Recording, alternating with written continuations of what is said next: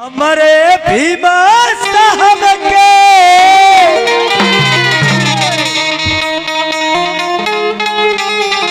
बार एक बार भैया कि हमारे भीमा साहब के सुंदर संविधान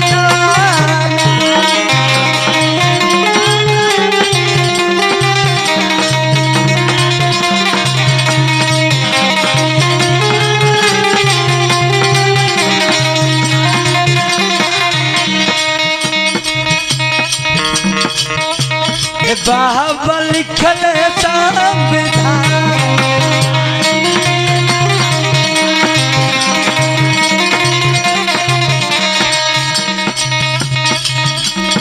दिहल सबके ऊपर ध्यान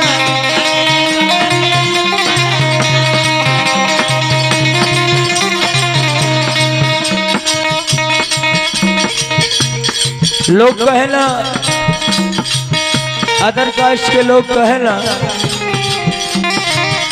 कि अम्बेडकर तो चमार रहा खाली चमरने खातिर संविधान लहे भैया ऐसा कोनो बात ना है। अगर हीरे का लड़का डीएम होई तब आवे साहेब का दिन बा, अगर धोबी का लड़का कलेक्टर होई तो वो बाबे साहब का दिन बा, अगर भरे का लड़का एसडीएम होई तो वो बाबे साहब के देन तब बाबा लिखल संविधान होती हल सबके ऊपर ध्यान तो सबके मिले अपन अपन अधिकार।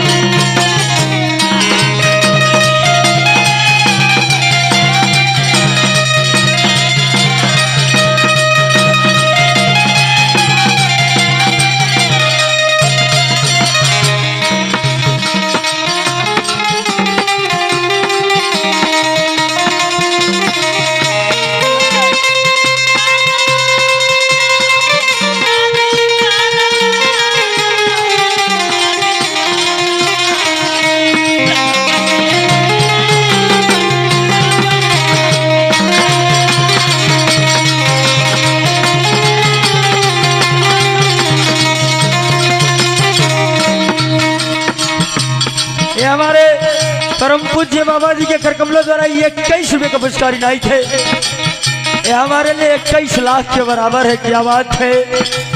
साहब के 100 बार प्रणाम बा, नमस्कार बा, आशीर्वाद का प्रतीक्षा बा। लेकिन बाबा एगो बात बता के गई ना एक बार भैया कि पहले शिक्षा के अपना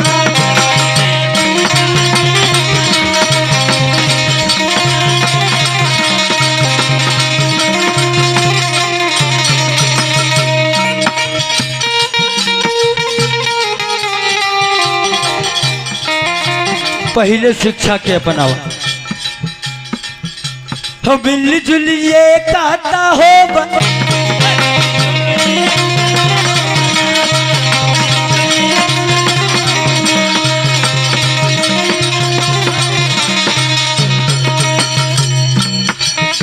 तो पहले शिक्षा के अपनावा मिल जुले कहता हो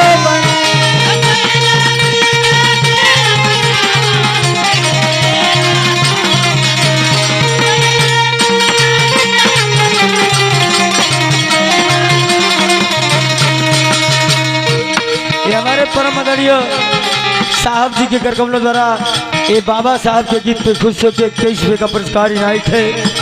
साहब को 100 बार प्रणाम बा, आशीर्वाद का कामना करता हूँ कि पहले शिक्षा के अपनावा मिलजुल एकता हो बनावा। तो हमारे भीमा साहब के तो हमारे भीमा साहब के ये बाका